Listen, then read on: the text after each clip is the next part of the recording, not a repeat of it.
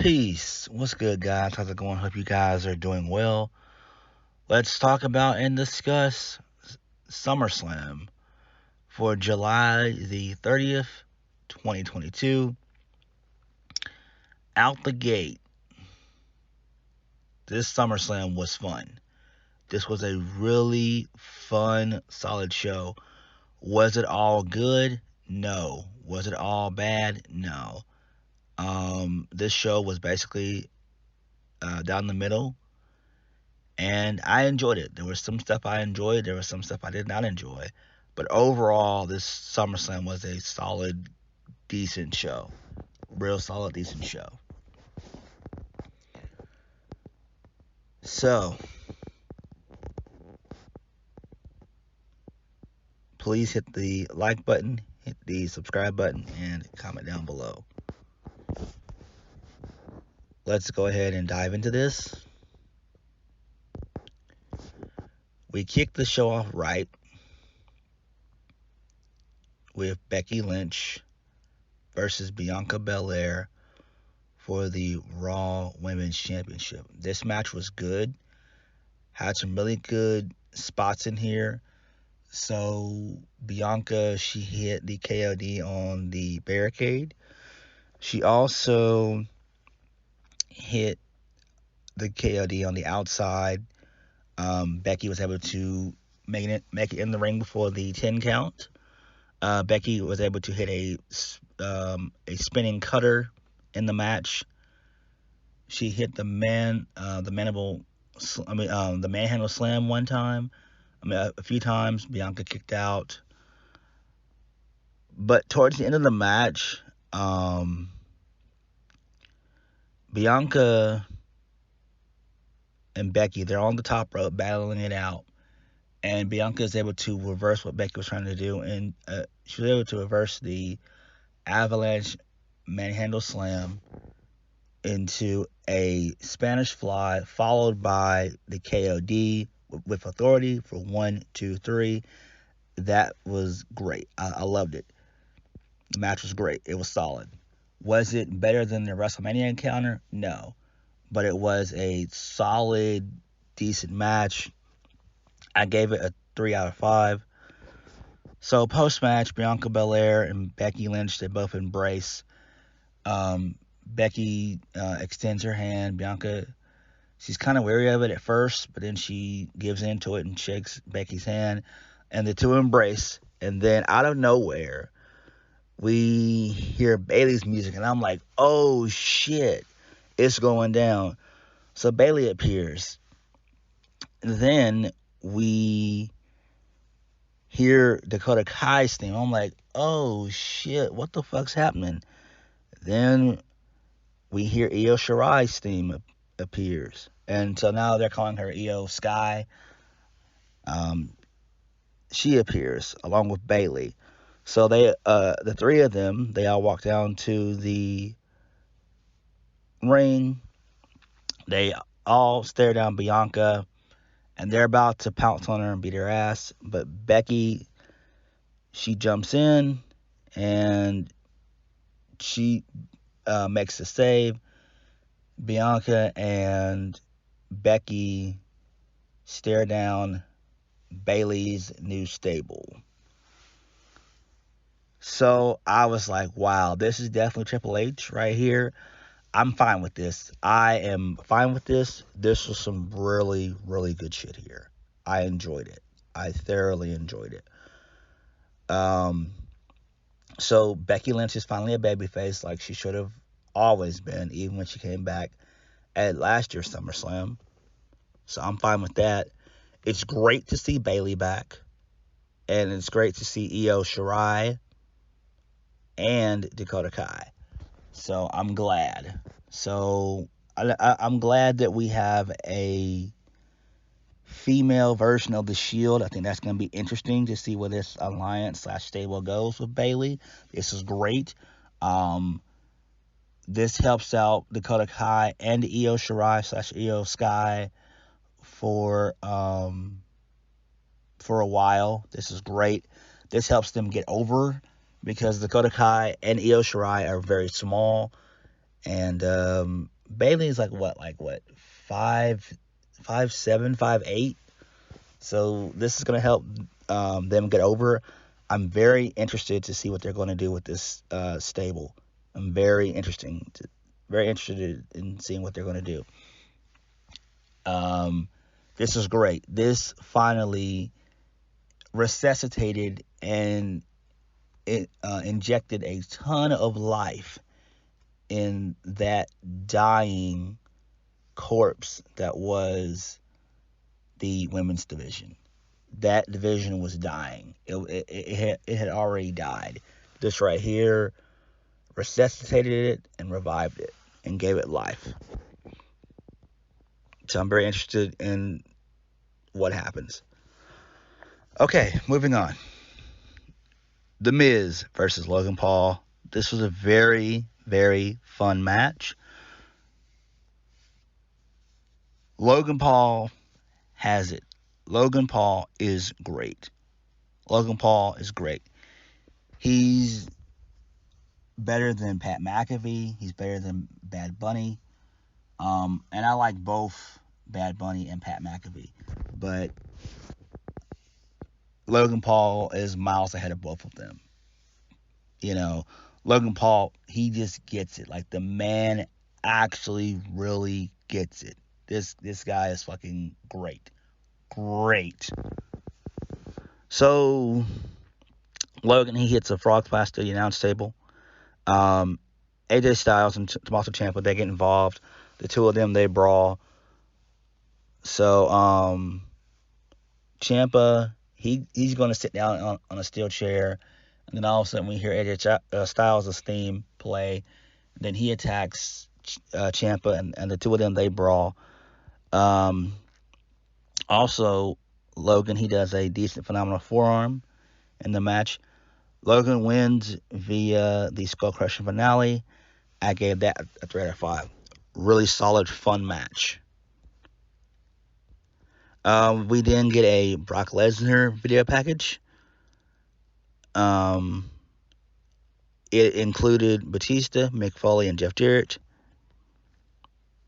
We also got a video package for Maximum Male Models. And we also got a video package for Roman Reigns. Next, Austin Theory. Oh, my bad. Theory versus Bobby Lashley for the United States Championship. So, Theory, he attempts to get counted out, but Lashley throws him back into the ring. Theory dodges a spear. Lashley was able to hit another one, and then he turns it into the Hurt Lock. I gave that a 2 out of 5. I'm kind of, okay with it, but it could have been done better. I'm glad that Lashley's still champion anyway. I mean, that's the right decision here, right? Next, the Judgment Day versus the Mysterios in a no disqualification match. What? We didn't get any steel chairs. We didn't get any kendo sticks. We didn't get any outside brawl. Nothing. This was just a regular tag match. And I hate when WWE does this false advertisement stuff. I hate it when they false advertise stuff. It's like, if you were going to give us a no DQ match, you should have just given us a tornado tag no DQ match. I didn't like it. I did not like it. But Rhea Ripley, she gets involved. Out of nowhere, Edge, he appears. He's got a awesome fiery entrance. He takes out Damian Priest on the rampway, and then he spears Finn. And then Ray does a 619, followed by the splash for the 1-2-3. I gave that a 2 out of 5. There was no turn for Dominic, but Edge and the Mysterios, they stand tall, so it looks like we're going to probably either get we probably are going to get Edge and Balor at Clash of the Castle. So I'm fine with that. We get a Kevin Owens video package. Moving on, Happy Corbin versus Pat McAfee. Very fun match. This was another fun match, just like Miz and Logan Paul. So Pat McAfee, he hits a low blow on Corbin, so it was payback from last night. McAfee, he wins via a sunset flip roll up off the middle rope.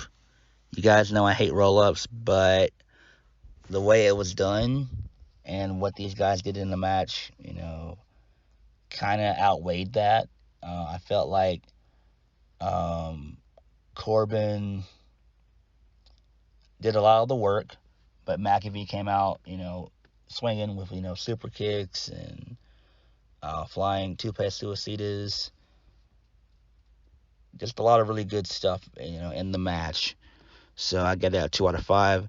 I was shocked that McAfee won, though. I was shocked. I really was shocked about that. But, I guess they're going to do something with Corbin, I guess. I mean, I have no idea what they're going to do with Corbin. I feel like they should have kept him in the bum-ass Baron Corbin gimmick when he was a bum. That's just me. Because this happy Corbin shit's just not connecting. They should have allowed that character to play out for at least a good year and a half. And then they could have done this. Moving on. So out next we get Drew McIntyre. He cuts a promo. He's saying that he and Sheamus went to war for 30 minutes last night on SmackDown. And then Drew says he doesn't care who wins because he's going to beat their ass. So whether it's Reigns or Lesnar. He then holds a sword in the air and heads to the back. Next, we get the Street Profits. They were, they were being led to the ring by the Tennessee Titan cheerleaders. So that was pretty cool right there. Versus the Usos for the Undisputed WWE Tag Team Championships with special guest Jeff Jarrett. This was an okay match. This was, fun. There was a bunch of near falls in the match. So towards the end of the match, Montez, he loses his cool. He shouts at Jarrett. He says that, whatever you do, it's not going to work. I'm going to eventually find some way to overcome this. And then the Usos, they take him out with super kicks. Then the Usos, they super kick Dawkins. And then they do the 1D for the 1, 2, 3. I gave that a 2 out of 5. I'm fine with that. Next, we got a video package for Charlotte Flair. Then Matt Riddle, he jumped the barricade. Got the promo saying that he doesn't give a damn about the fact that he's injured and that he wants Seth Rollins. So Rollins appears, and the two of them, they brawl. But Rollins takes him out with a stomp. So, yeah, there's that. I'm glad we didn't get Johnny Gargano, though. I'm glad we did not. We might get him, on Raw Monday. We might. You never know. But I'm glad we didn't get him here. Next, Ronda Rousey versus Liv Morgan for the SmackDown Women's Championship. Liv, she wins via a roll-up, but she taps to Ronda Rousey. She has her in the arm bar, but the ref, counts 3. Post-match, Ronda beats the shit out of Liv. She attempts to lock in the arm bar even harder. The ref was able to break it, but then he eats an arm breaker for his trouble. And so we now get Ronda being a full-fledged heel, which I'm fine with. I originally was going to give that 1 out of 5, but after how they perfected her heel turn here, I'm going to give it a 2 out of 5. So, I'm fine with it. And I think that since Bayley's stable is going to be on Raw, I wouldn't be shocked if we see Sasha Banks and Naomi come back. I wouldn't be shocked. So, but then also I wouldn't be shocked if we see Toxic Attraction appear as well. I don't know when that's going to happen, but they'll probably be in the main roster within the next month to a month and a half. I'm gonna go ahead and predict this. I think that after NXT Heatwave is over with, I think that we'll see Toxic on the main roster on the SmackDown side of things, because that women's division is going to need Toxic attraction. Kane appears and he announces the official attendance for SummerSlam, and it was 48,449 in attendance. So that's pretty badass. Then we had the main event, Roman Reigns versus Brock Lesnar for the undisputed WWE Universal Championship in a last man standing match. This was fucking awesome, guys. This shit was awesome. If you did not watch it, go back and watch it. Go and watch it. It's a must see. It was extremely fun. This was tremendous. This was absolutely fucking amazing. Really amazing. So Brock, he used a tractor to get Roman into the ring. Lesnar brawls with Roman for a little bit earlier on in the match. So there was one spot where Lesnar used the tractor to overturn the ring. That was fucking badass. The Usos, they get involved, but Brock suplexes them. Brock F5s Heyman through the announce table. Theory, he attempts to cash in Money in the Bank, but he eats an F5 for his troubles. So Theory never lost his briefcase, so he's still Money in the Bank. He still has the Money in the Bank. The Usos, they then super kick Lesnar, and then Roman attempts to use both championships to take out Brock. Brock continues to get up at a 9 count. Then Roman spears Lesnar, the Usos, they super kick Lesnar. Then Reigns spears Lesnar. And then the Usos and Reigns, they bury Brock under the announce table using steel chairs, steel steps, and I think the championship belts. And Lesnar was not able to get up. So the ref just immediately just calls for the bell, because like Brock can't even move, like Brock can't even breathe, like he's buried under a ton of fucking debris. I gave that a 4 out of 5. That match was tremendous. It was absolutely fun, because we've seen them a million times, but this was one of their best matches that they've had in quite some time. And this actually makes sense. So I'm intrigued what they're going to do with Clash of the Castle involving Reigns and McIntyre. I've got a feeling they might have Drew McIntyre dethrone Roman Reigns. I've got a feeling, because I feel like it's time.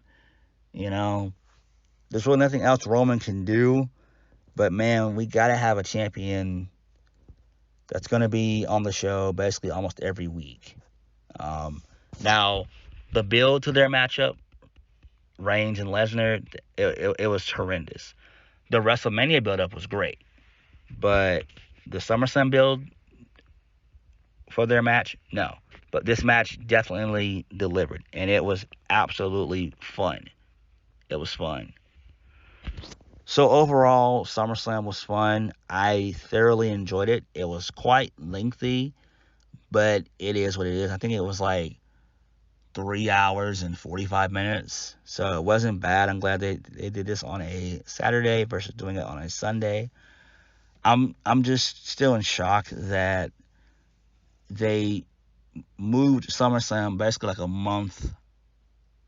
They did SummerSlam a month earlier, which is kind of weird, because they could have done SummerSlam on like August 20th or, August 27th. Just saying. I feel like that's where we should have had SummerSlam, because SummerSlam's always been traditionally in within the 3rd or 4th week of August.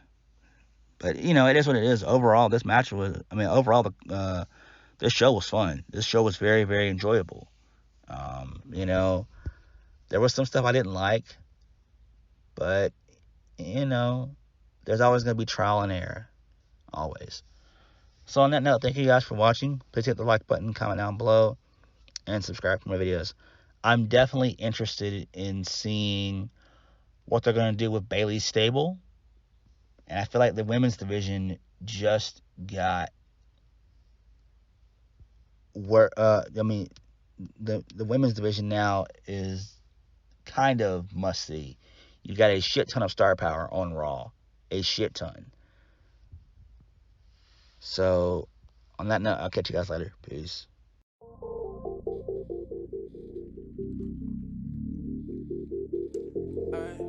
Alright.